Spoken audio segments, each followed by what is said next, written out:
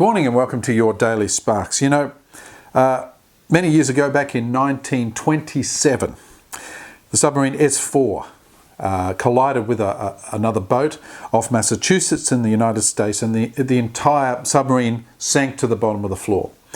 They thought everyone was dead, but there were 6 sailors who had survived, and they were trapped in the forward hull, part of the hull where the torpedoes were, in a little bubble of air there. And so they sent divers down to try and get to these guys and rescue them. And as they approached it, they heard this tapping.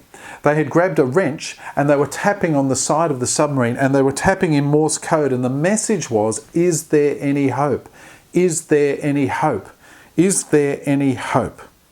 That's exactly what is happening in our world today. With the coronavirus, with everything happening around us, with families falling apart, with morals being thrown out of the window, people are starting to look around and say, is there any hope? We live in a most hopeless world, full of fear, full of regret, full of sin, full of guilt, full of shame. And we can be the ones who are coming to rescue them, and they're tapping out right now. Is there any hope? Is there any hope?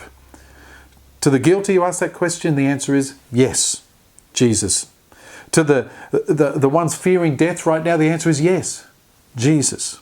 To a world that's being blown apart, that is searching for hope so aimlessly at the moment, we know that Jesus is the hope of the world, and He lives within us by His Spirit.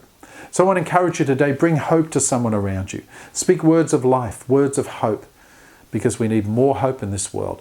They're tapping out. Those sailors trapped at the front of the submarine there, S4, they perished.